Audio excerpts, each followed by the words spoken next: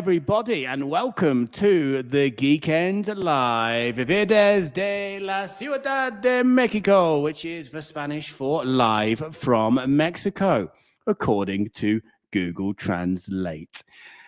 I can't vouch for the pronunciation that came out of my mouth, but anyway, I tried my best. Sorry, everybody, if you are watching here live and you've been waiting a few minutes, we did start this show about 4 minutes ago, and it turns out I hadn't hit go live, so it was just a little private show and a little intimate show for me, basically. But we're here now, and it's good to see you. And in this week's alleged entertainment, there really is only one story in town. The Book of Boba Fett has been opened. So chapter 1, Stranger in a Strange Land, landed yesterday.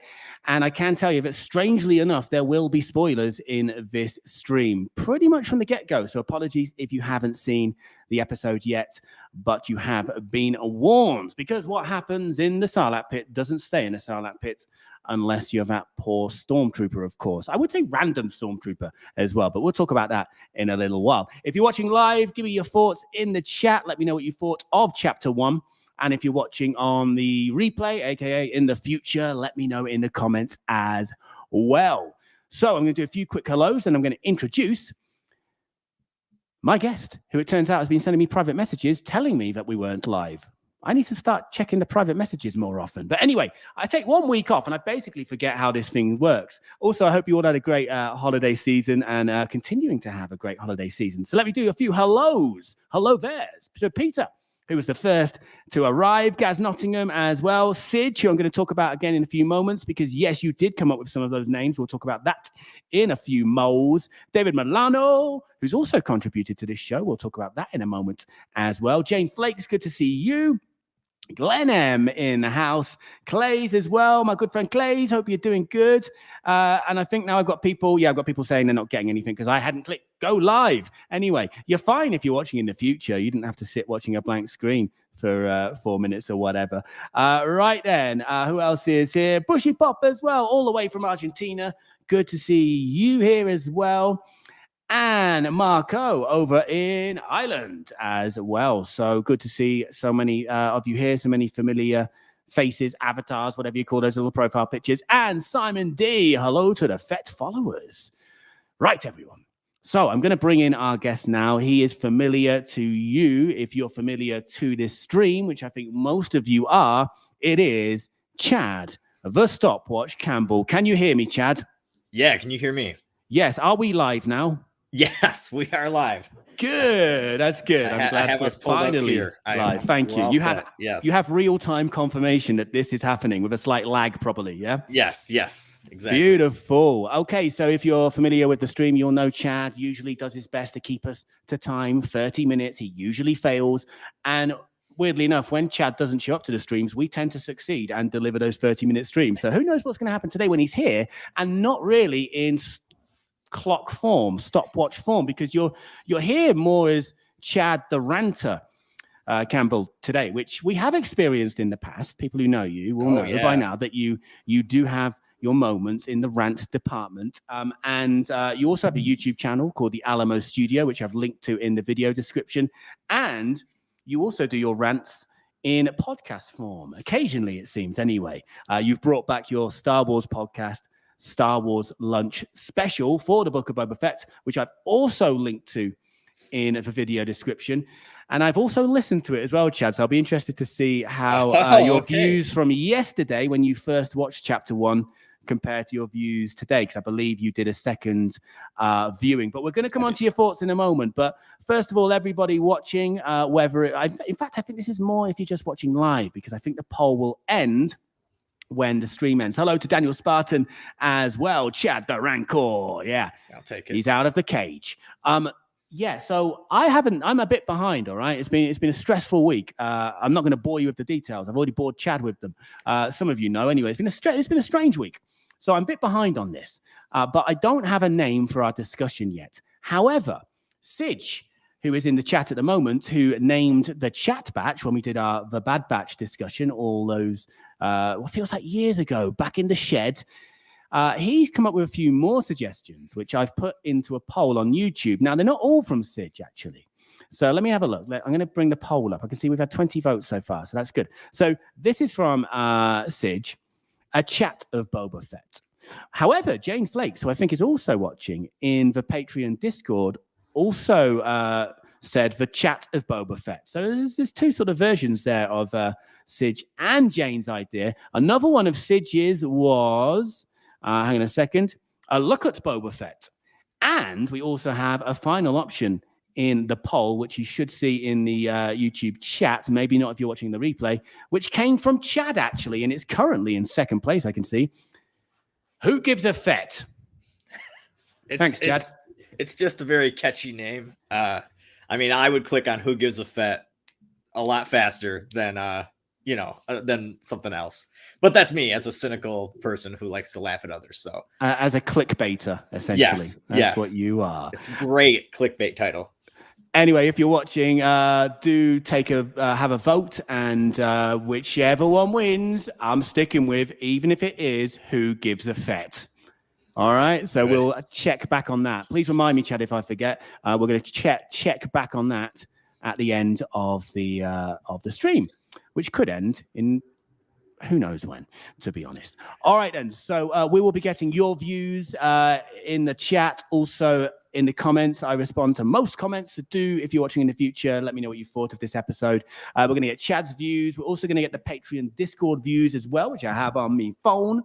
And I'm also going to give you one of these at the end based on my opinion of this episode. And these clips come courtesy of David Milano. So if I think it was a great episode, I'm going to play this.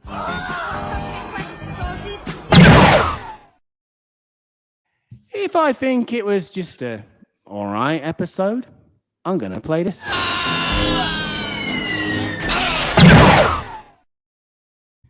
If I thought it was a bad episode, I will play this.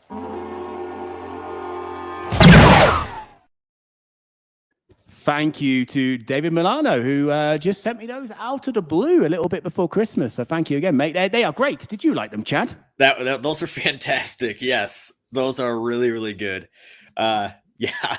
It's nice that some people contribute sensible things to this show, as opposed to that's silly great. Names, titles like Who Gives a Fett. You know, All right. It's nice. I see. Yeah. You've contributed your physical human presence. I see how it is. Yeah. Now, one thing I will say with those clips. No, now I forgot what I was going to say. I had something in my head. I was like, yes, this is going to be fantastic. I'll say it, and then I didn't. So if it comes back to you, good start you can say it later. Show. Yes, thank you, Chad. All right, mate. Well, first of all, I don't know how much you want to say. I mean, it would not be great if you didn't say much. Oh, hold up. What is it? Here's what I want to say. What is good to you though? Because normally out of 10, like when we did Bad Batch, you were like 6 out of 10 was like that was high for you. So what ranks out of 10, that kind of stuff? Or are we just switching to those 3 for you? Okay, so the thing is, I actually planned on doing a quick kind of pre-recorded review the day the episode came out, but I basically we've had a COVID issue in Casa where I am at the moment, so it's become a bit of a funny week. So I didn't do that in the end. So these clips I kind of saw more as part of my pre-recorded kind of spoiler-ish free reviews, and then for the streams I was going to go back to my stingy, mostly 6 out of 10 reviews like the Bad Batch. So I'll come back to you on that as the stream goes on. I will give you my thoughts on Unravel, as I'm sure yours will as well. But probably moving forward, these clips will go into pre-recorded reviews. But I thought they were, they're too good not to use in week 1. So I'm going to use them today, though. But I'll probably also give you a score out of 10. Don't worry, Chad. Anyway, what I was going to say was I don't know how much you want to give away, really. You need to give something away. That's why I invited you on the stream, because your podcast, which is out there, which I've linked to, it's obviously 20 minutes of you giving your views on this episode. First of all, give me your kind of general views from first viewing that you relayed in your podcast. And then I want to know what's happened since, because you've watched it again, I believe. Yeah. So in my first view, I thought it was good. I didn't think it was great. And that's not what I've equated it to. Is this is like The Mandalorian. If it didn't have that intro scene where we get introduced to him, and if it didn't have him meet Baby Yoda or Grogu, still a fine episode. I'd still watch that show, but I'm not sure that I'm going to be as excited about what's coming up for the rest of it. This is also very much a Star Wars fan show, more than Mandalorian was. Mandalorian, I think, is accessible. This one is not beginner friendly. It just literally launches you, and he's at Jabba's palace, and we're supposed to know everything about that. You have to already know who Boba Fett is, what his new role is. You need to have stayed through the end credits of the last season of Mandalorian to even know what's going on. I think it was good. I'm still gonna watch it, but I just felt that it was like fine. It was a fine beginning. I think it honestly would have been better if they had launched 2 episodes at once. David Milano, thank you. Sorry, I got it. He just made the comment. The Boston Dynamics robots took me right out of the episode when I saw them. Me too, man. I say that. Here we go. Got it. Yes. If you listen to the podcast, you'll hear me rant for the full, like, literally raw motion 20 minutes second I got done with the episode. And that's one thing I talked about is like, why these are real life things. Like, that's not even a Star Wars thing. And I guess, you could say it's a Star Wars thing, and they'll write a whole book about how when the dogs saved someone at one point, and it'll be canon forever. But these are actual, like, things created by I don't know. I just think it would have been better as if 2 episodes launched at once instead of just this one. I hear you there, and I also heard in your podcast that when you talked about The Mandalorian being more accessible, and I do firmly believe, and I'm definitely not the only one who believes this, that anybody can dive into The Mandalorian and enjoy it and not feel confused. You might miss out on little moments, that have meaning, that have connections, that might just be pure fan service, but you can definitely get in it and feel part of it. I don't know if I feel like the Book of Boba Fett so far, at least, is inaccessible, but you said in your podcast that your wife would watch The Mandalorian, but she wouldn't watch the Book of Boba Fett. Yeah. I think, so my sister, for example, because I loved Star Wars so much as a kid, she, like, never liked Star Wars as a result. It was like that thing you do in a family where, like, you can't like what your sibling likes. But her husband likes Star Wars, and she's watched 7, 8, 9 and The Mandalorian. She has no intention of watching Book of Boba Fett because she doesn't really know him that much, and she doesn't have that attachment. And same with my wife. And I feel like, at least in the first episode, I was waiting for that moment where it was like a hook where I can get her to watch it, like a Grogu type situation, or something. And it never came. And maybe it will as it goes. It might be a better binge show than this, but for me right now, yeah. But then again, no one really knows Boba Fett. He's a character who had like 4 or 5 lines in the original trilogy, barely any screen time. He's had the odds, cameo since in the Clone Wars, and obviously as a kid in the prequels, and we got to know his dad as well. But really, this is the telling of his story, isn't it? This is where we all really get to know Boba Fett, or at least the now Boba Fett, the canon Boba Fett of this era. Yeah, I think that's the thing. I mentioned that in the podcast too, that basically just, I know very little of Boba. I never got on the Boba train. I never got the hype. Like, he's cool, but he has like 5 lines of dialogue. Assumedly he's a good shot, but he's never been like a take charge leader that I know of. He's just like, I don't know. He's a bounty hunter. He does his job. He turns people in for money, and then he moves on to the next job or whatever. I've never understood why people are like, he wouldn't lead that way. Well, what do you think he is? Like, just going to go out and shoot literally everybody who looks at him funny? He's never struck me as that kind of person. Even when we first meet him in the holiday special, am I lagging a little? Is it weird? No, it's all good. Okay. It's all good. Okay. When we meet him in the holiday special, like, he is kind of manipulating like Luke and Han and all that stuff, but he's not trying to kill them really. He's not doing anything, he's just, no one's necessarily his friend, but no one's necessarily his enemy. He's just doing a job. Yeah, no, I hear you there. I just want a slight quick subject change.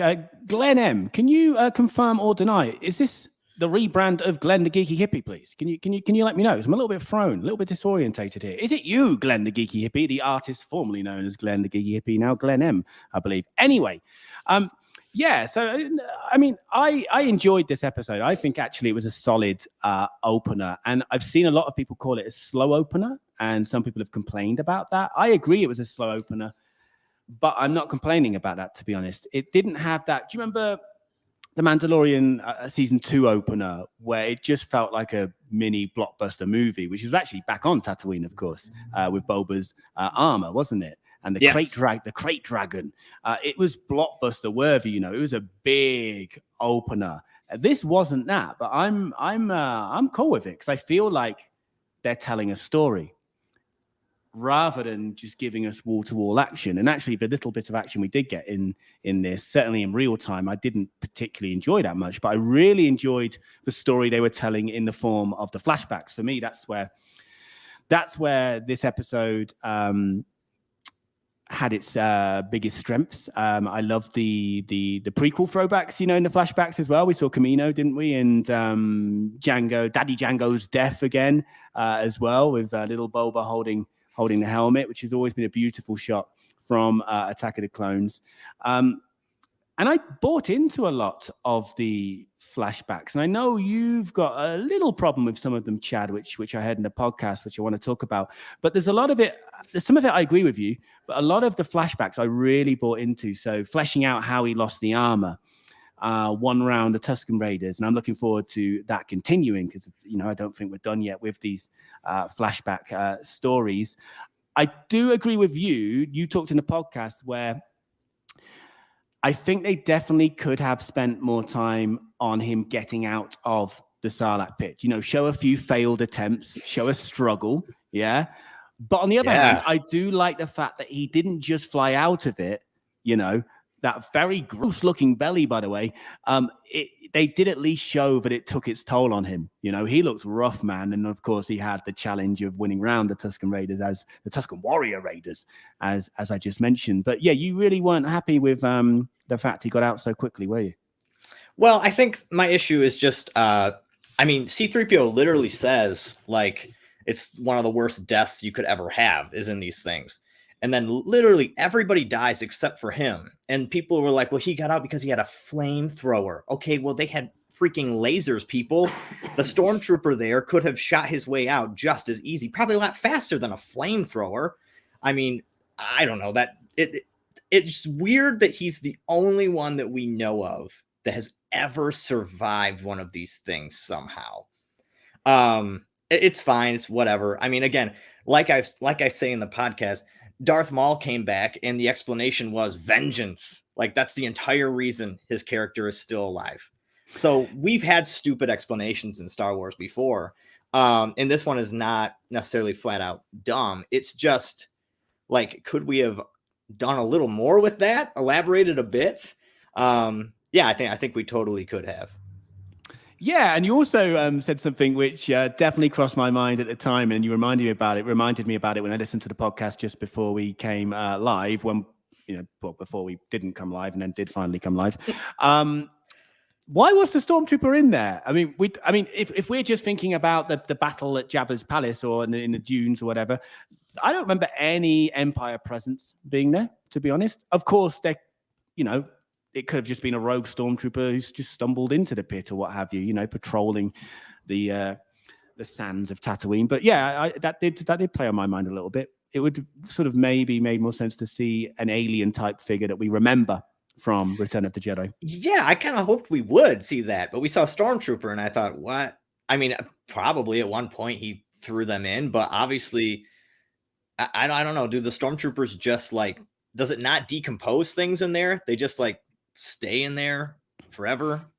Apparently so, or just for 5 minutes if you're Boba Fett, of course. Anders Lay is here, and these are his thoughts on episode 1. Book of Boba Fett episode 1 was a good, pretty well not super exciting, but it is a good setup for the rest of the show. Glad we finally got to see Boba escape the Sarlacc pit. And of course, I'm glad we did get to see him escape it, you know, even though maybe it would have been nice to see a bit more of a struggle. But again, I like the fact that he was, you know, he did look rough afterwards. he did have that struggle afterwards. You know, he didn't just fly out and then go off and be a badass and take out a whole legion of stormtroopers. You know, yeah. So I'm glad you enjoyed it, Anders, and I think it is an interesting setup for the rest of the series or season because it doesn't give many clues really in real time of where it's going. Yeah, I thought. Again, I think it was fine. I'm not meaning to sound like I didn't like it. It's just that, like, as someone who doesn't really care about Boba Fett and has no great reason to, I'm not sure this gave me another reason to. And it was a fine intro, but that's why I said some of the show might be better binged. Just because, like, if every episode is going to play like this, you know, I would have to be watching it in a row to like really want to stick with it. I'm going to stick with it. I stick with everything. I've literally watched everything Star Wars that you can watch. Besides, like, you know, fan films and that kind of stuff, but I've watched almost everything. So yeah, I'll stick with it regardless, but that doesn't mean that it's necessarily fantastic or anything. And a hello to Alpha Monkey and also Monkey Spank. Oh, both monkeys. Sort of monkeys in the house there. Good to see you both. And my brother, my big bro, who really is responsible for my introduction to Star Wars because he's quite a bit older than me. And I got all his OG hand-down toys when I was a kid. And anyway, I'm currently using his Disney Plus account. So thank you, big bro. He has just seen it. He's just finished watching it. He's not watching this stream. He's not really a great supporter of my YouTube channel, but thanks still for the Disney Plus access. And he's just messaged me saying, I thought it was pretty good. And by the way, I have to say my brother's quite hard to please. He's quite hard to please. He did not enjoy the sequel trilogy. He did enjoy The Mandalorian, but he's generally quite hard to please. He has said, I thought it was pretty good, although seemed a bit short. They always leave you wanting more. We've said this many times about the Mandalorian episodes, which in some cases were even shorter than this one, which I think was 40 minutes, including the credits. But the fact that he says they always leave you wanting more is a compliment. You know, if you think something was too short, okay, it's a complaint, it's a niggle, but at the same time, it's a compliment. Yeah. And I'll say that I it's not like I'm not going to watch it. But I'm not sure that this is the show that anyone who isn't already pretty interested in it could, like, I don't think that first episode I could show them and they'd be like, yes, I'm on board with this. I don't think enough happened to necessarily get that kind of reaction. No, I agree. I mean, there was not that much action, especially in real time. There was that sort of one ambush, the assassination attempt, which I didn't really enjoy the set piece of the action, but I quite like them planting the seed that this is not going to be an easy ride for Boba and Fennec Shand, you know, as the new crime lords of on Tatooine. But I do like the fact that I still don't really know what this season's about. I'm cool with that. I'm kind of cool with that. An opening episode. In fact, I've just seen a comment from Gaz Nottingham who kind of echoes this. It's the first episode and clearly sets the show's direction and pace. I feel everyone needs to settle. We have just seen how he escaped the pit, which we've speculated about since the 1980s. And meanwhile, panic over, everybody. Glenn, the geeky hippie, is Glenn M. So the mystery has been solved. Thank you, Glenn, and good to see you new guys. Right, Chad, have you got anything you'd like to add? Because in the meantime, I'm just going to pop onto the Patreon Discord because we've got a few comments there that I want to read out. So while I do that, help me kill some time for me. Oh, and say all something. right. I will. You know I can. I know. So what I'll say, guys, is do my podcast. Listen to that. Enjoy it. I'll be doing them every day the episode comes out, so you can listen to it as it goes. That's some shameless self-promotion here. You can hear me rant about it. They're all short. I keep them under a half hour every single time. Oh, okay. No, you're going to take over. That's enough, Chad. That's enough. I didn't mean just perform a shameless plug, although I can vouch. I can talk more about it. I loved Max Rebo. I loved the return of Max Rebo. Did you see me get spoiled on that in the Discord? No. Because that's exactly what I was just about to read out. Anders Slay, I opened up the Book of Boba Fett kind of category. I don't understand Discord, whatever the kind of category thing is for it. And straight away, Anders put in Max Rebo. And I was just typing saying, I haven't seen it yet, so I'm about to duck out, but I'll leave you guys to it until I've seen it. And I saw it. And then he did apologize for the light spoiler. I didn't mind, but I did enjoy seeing him. I take it you did, Chad. Yeah. Oh, yeah, definitely. Max Rebo was super. Here's what I'll say, though. Max Rebo, I don't know how many people are familiar with Bob Dylan. But Bob Dylan, if you ever see him live, he'll perform his songs, but he changes them completely. So you can't even necessarily tell that's the same song that he recorded at one point that you grew up with, because now he's doing it different. Max Rebo is literally just kind of taking his old music, but he's performing it different. So now I've said he is the Bob Dylan of Star Wars. So yeah, we have that going. Yeah, reinventing himself. And was it like a little kind of Star Wars supergroup that we were seeing there? Was it Max Rebo with Vigor and Dan, or just a random modal node? I'm assuming that it was a superstar collab. This is like if Harry Styles got with one of the, is it BTS or BST, the K-pop group that everybody apart from me seems to know everything about? BTS, yeah. Is it BTS? Okay. Yeah. Yeah, anyway, that's enough of that. So another comment from Brad Snoke, Supreme Leader Brad Snoke, I should say. I enjoyed the pacing of the show, and I agree with that, and how it was able to use flashbacks through the story, i.e. the dreams are back. It so feels like Mando Season 3 with the vibes it pulls off. So intentional, can't wait to see more. I actually was quite happy that, to me at least, and actually somebody else made this comment, Jane Flakes, in fact, said it was great fun, but to my mind, it did not seem as polished as Mando. Maybe this is because Mando is so good and we've got used to the high definition and constantly changing backgrounds. And also Jane added that she can't wait to see where it goes, and I really want to see more of the Tusken warrior women who were cool. But I actually, I thought it was going to feel a lot more like Mando Season 3 than it did. And I'm not saying this in a kind of negative way, but it did feel, and maybe it was because there was a lack of action, which I don't have a problem with, especially in episode 1. It felt a little bit cheaper than The Mandalorian. And I don't mind that, because in a way, for me at least, it did have, or at least is starting to form its own identity, rather than being The Mandalorian Season 3 or 3 2.5, what they're saying, or 3 or whatever. Yeah. I mean, that's Robert Rodriguez. That's the director. He's a very regular effects person. Traditional effects as much as he can, but he also loves CG and he'll mix them all the time. For me, it was hit and miss with this. I thought that like when we see, so that creature, I don't know if it has a name yet, but the thing that's obviously from Clash of the Titans, it's literally the... We had some comments about it, I saw earlier. Yeah, it's literally what's that one creature? And the Kraken from the 1981 Ray Harryhausen Clash of Titans. If you look that up, you'll see 1981 Ray Harryhausen Kraken. And that's literally what it is. It's a direct tribute, if not almost the direct thing. I thought that was cool. I liked it more CG, but when I saw that he's on its back and it was like an animatronic reel, it kind of took me out just a little bit. You can kind of see the limitations, and we've come really far with these kinds of things. Like, for example, Maz Kanata in episode 9, that's completely real animatronic. Like, there's no CG involved in Maz in that. And that's impressive, but I don't know. For me, I thought that, yeah, it was cool. The effects, and Ray Harryhausen is just that guy who likes to mix practical whenever he can, which is probably how we got those dogs. Instead of them like using something else, they actually use like regular technology.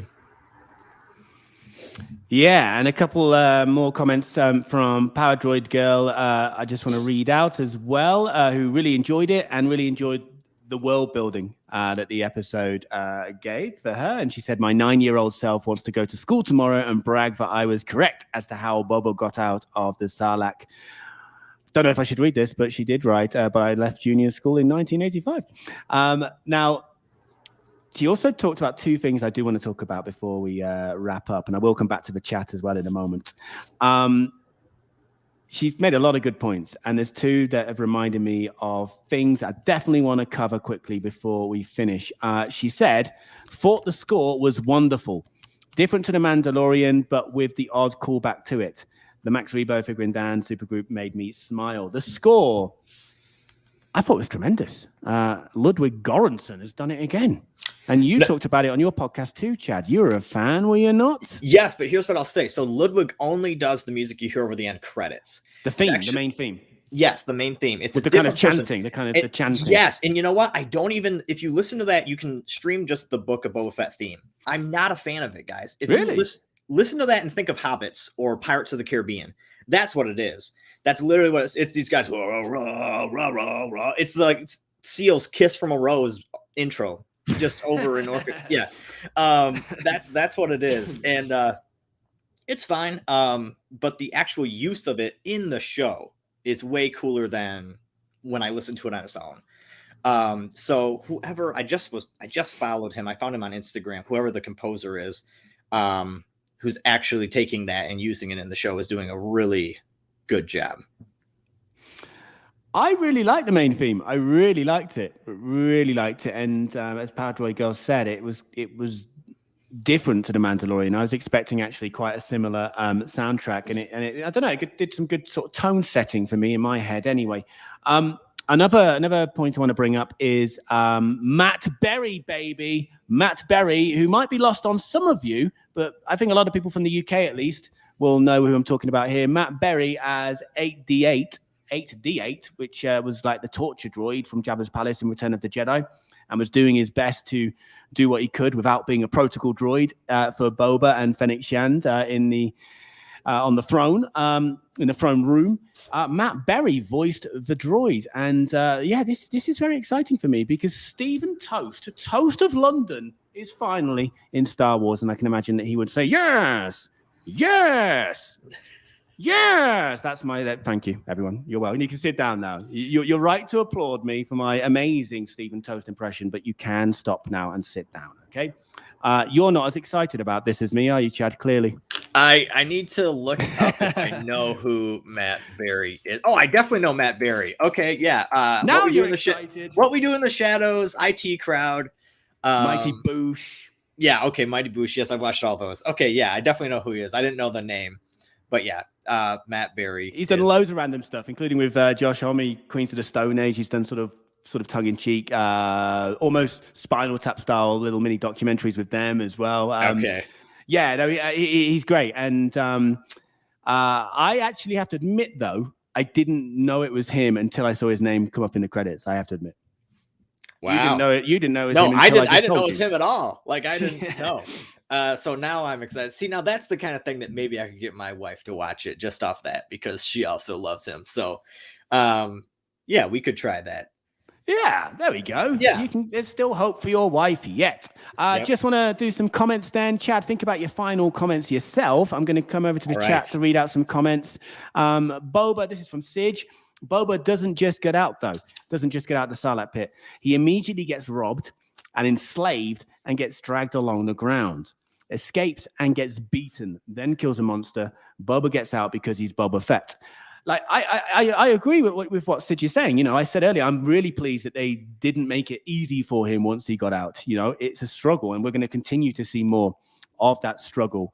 Maybe just a couple of failed attempts before getting out. Third time lucky. I might have bought into a little bit more, but it's not taking me out of it. It's not taking away anything from my pleasure. The pleasure that I did experience with this opening episode. Solid opening episode, as I said.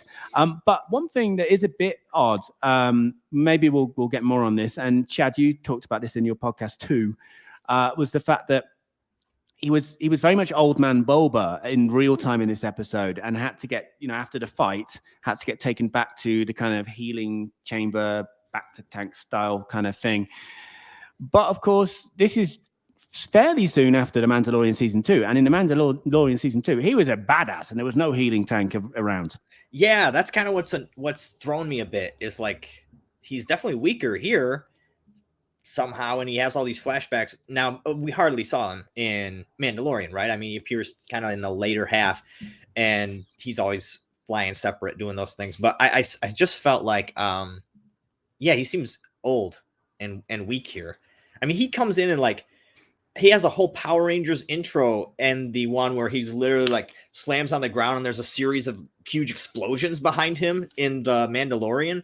And then here it's like honestly, I thought that Fennec is the one that just killed everyone for him and did all the running, and he just kind of stood there and got hurt. It was fine. I mean, I don't know. Again, I don't care about Boba enough to be like, that's not Boba. But then you're going to tell me that guy got out of a Sarlacc pit? I don't believe it. I do not believe it. The way to measure whether this series is a success or not is not whether it gets like a high rating on, I don't know, Rotten Tomatoes or not. It's whether Chad finally appreciates Boba Fett as a character. It's a little bit of appreciation. That's all this series needs to get out of you to be classed as a success. And also Stitch, by the way, added he's the only one strong enough to get out. And it did take its toll on him. And again, I'm happy it took its toll on him. Glenn M said that I still have to watch Droids and Ewoks. Watched them ages ago, but don't recall them. I need a bit of a rewatch as well. Meanwhile, you don't need to. No, I do. Don't tell me what I need. You're right. No, you don't even appreciate Boba Fett. You're right. Monkey Spanko says that Ewoks is a lot better than I remembered. See. Monkey Spanko went for a rewatch and feels like it was much better than he remembers. So I don't tell me what to do, Chad. And also Sidge as well made a point here that I think they're leaning heavily into the brooding Western style. And Glenn hasn't seen Visions yet. Some of them are well worth a watch. Good fun. Hey, Matthew Stokes, hope you're doing well, my friend. Yeah, Ronin, that's the first Visions, isn't it? That's the first one. I think that's my favorite. And Matt has added, so far it seems to be the one Lucasfilm are getting behind. There's even a book. Yeah, and I saw rumors of a sequel to Ronin, whether it'll be a sort of slightly longer one-off thing on Disney Plus. I don't know, but it was rumors anyway. If there's anything I've missed, copy and paste it back in. I always say this. Daniel Spartan, the Gamorreans came out with Boba from the club before the ambush, but disappeared for half the fight. I quite like those Gamorreans, to be honest. I have to say. Are you pro Gamorrean, Chad? Yeah, Gamorreans are fun, but yes, I agree, Daniel. Like they were in the bar the whole time. Like, why did it take them that long to catch up? I mean, they're bigger people. They might just walk slower. And Clays is digging your Dylan reference from earlier as well. Thanks, Clays. And Gaz adds, figuring down, letting Max Rebo funk up his original funky tune. There's a lot of funk there. Love it. Yep. Jack as well. For me personally, it was a bit too heavy on the flashbacks, but we'll see. I think we're going to have another. How far do you think these flashbacks are going to go into the season? I feel they're going to keep it till halfway. Jack, first off, is your name really Jack Bauer? Because Jack Bauer is like my hero, man. Like, you appreciate Jack Bauer, for real? Oh my gosh! I mean, that's the show 24. I even used that in the podcast originally and took it out. I said if an episode of 24 started out this dull, we wouldn't have kept up with it. But man, like Jack Bauer, that's whatever he says is right as a result of that name. Like that's just how it is. All right, Jack, can you come back to us on that, please? Or are you actually Kiefer Sutherland? Just come back to us. Right. All right, I got final thoughts written out if we want to do that. Yeah, Gaz, we did shout. I think I'm well behind on the comments, but we did shout out 8D8. I'm just gonna put loads of random ones up on screen.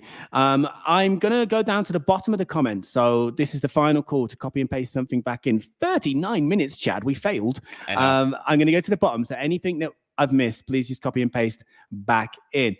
And also hello to Geeky Media as well is here, and Ben Pratt as well, who says the second Ewok adventure was really awful though. It's not going to stop the rewatch, man. It's happening. Matty Stokes as well. Good to see you. It's always good to see Matty Stokes here. Closed caption subtitles, Boba Fett. Chuckle softly, but Fett is definitely a badass. I think we're going to see a lot more badass coming from Fett. And yeah, they started that the leaning into the Maori kind of fighting style with Mando season 2. I think in one of the featurettes, Tamira Morrison talks about it, how he was able to be quite heavily involved with the planning for that, which is cool. All right, then, everybody, final comments, copy and paste them back in, or freshly put them back in out of your heads. Chad, final thoughts, please. Final thoughts that I have done. Boba versus Mayor, the political drama that we've been waiting for. Mm-hmm. Also, whether folks like it or not, I enjoy Boba's more democratic tactics. We have no reason to believe he wouldn't have those. People do because they've talked him up in their head. But again, we have no reason to believe that. I wrote these words of wisdom down. Punching tasers repeatedly does not a good fight scene make.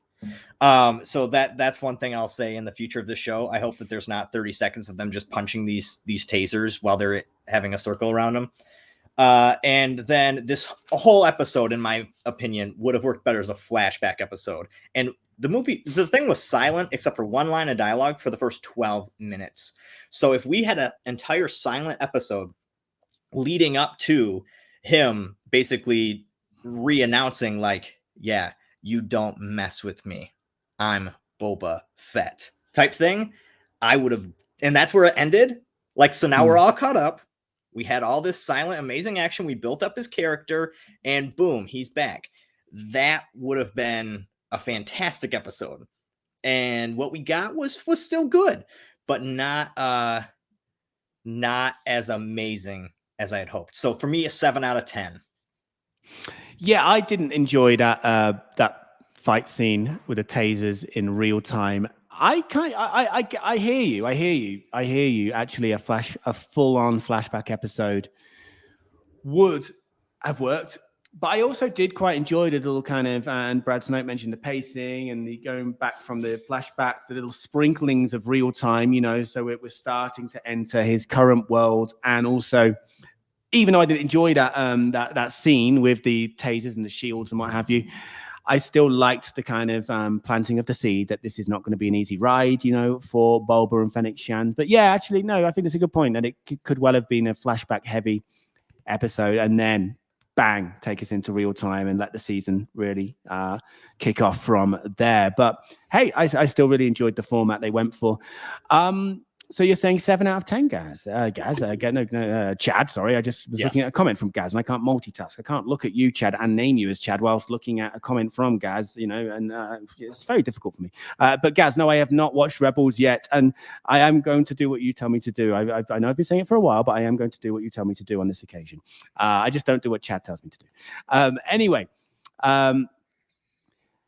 Geek Media, I think the Boba ambush was fair game. The ninjas were highly skilled, and Boba owned most of these guys, apart from one mistake, which is fair enough. In Mando, he was against basic stormtroopers, which is fair enough.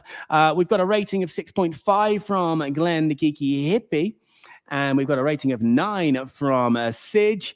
Meanwhile, Gaz agrees with me on this episode. Sorry, I usually agree, Chad, but I think you're crazy on this. Chapter 1 was a solid 8.5 out of 10. However, guys, right, first of all, I'm going to play the video clip before I give you my rating. This is the video clip I'm going to play, okay? Courtesy of Dave Milano. So remember, there's 3 options, whether I think it was a good ep, an okay ep, or a bad ep.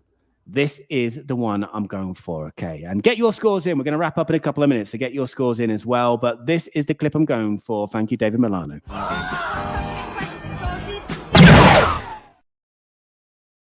Yeah. Fett, yeah. Now, however, there's a caveat to that. I think it was a solid opener, and I'm ready for more. I'm ready for more, and I'm intrigued as to where we can go, certainly in real time, with this series. However, when I go for a score out of 10, as you know, as Chad mentioned earlier, I do go a bit lower because I have the theory that 5 it's quite a controversial theory, apparently, that 5 is average. Average is okay. So anything above 5 is above average. Yeah? Kind of good. I'm probably gonna, and I don't know what Gaz will think to this, because Gaz said he agreed with me and then gave an 8.5 out of 10. But actually, I think I would go for a 7 as well. But from me, that's probably higher than a Chad 7. Yeah, that's probably true. Yeah. So for me, I give the opening of Bad Batch an 8.5, and this is no opening of Bad Batch, so it's a 7 for me. All right, okay, but anyway, we've got 6 more episodes. I think there's 7 in the series. I think it'll definitely improve. I'll like the series higher than a 7, hopefully. Well, we'll get you back on, Chad. We'll get you back on to see if you have developed any form of appreciation for this character. 9 out of 10 from Sidge, as I said. 8.63 from Marcus O. 7.5 out of 10 from Geeky Media. Solid start to the series. 8.34 from Clays. And 8 out of 12 from Jane Flakes. 6 out of 10 from Powerdroid Girl. Potential to get so much better. A 6 from Matthew Stokes. We're getting lower ratings here for this. Yeah, we are. Yeah, we are. I think the highest was 9 from Sidge, and then 8.5 from Gaz, 7 from David Milano. But I think everybody seems to be on board with the fact that there's intrigue here. There's intrigue, and nobody's disappearing from this season. We're all going to be there for episode 2. 6.1 from Peter. 7 from Glenn, 7 from Mark O, not to be confused with Marcus O, and 69 out of 69 from Sitch. You actually gave 9 earlier. So anyway, have I covered everything? Was there anything? Oh, we've got to go to the poll, and then we'll wrap up because you've got a family party to go to, and yes, I gotta get going in like a minute. Yeah, I've got a COVID patient behind me. So let's go to the poll, and it looks like we have a tie, great, between the chat of Boba Fett and Who Gives a Fett. So unless we get a final vote, I will just have to decide between those two for next week. So I'll keep an eye on the poll anyway, because I think there's a lag. There might be an extra vote that comes in. But thank you, everybody, for joining. Thank you for watching and joining myself and Chad here. Thank you to all Patreon members as well. And apologies, this is not the updated one. So Simon Drake, your name should be there. And it is, but not on this one. And also thank you, Chad, for taking the time out. And don't forget Chad's YouTube channel, the Alamo Studio, is linked in the video description. But more relevantly, the podcast, Star Wars Lunch special, is also linked. Final plug for it, Chad, and then we'll say goodbye. Nope, that's it. Go for it, guys. That's it. You're done. Listen to it. Tell me what you think. If you want to be on it, you can be on it. I have nothing. Guys, there's 15 people that listen to this thing because it's one of a literally billion Star Wars podcasts. So I'm up for whatever. Cool, man. All right, we are going to wrap it up. So thank you, everybody, and we'll do this again this time next week for Chapter 2. So take it easy. Happy New Year. Thank you. See you guys. You got to keep waving till the broadcast actually ends. Keep waving. Keep waving.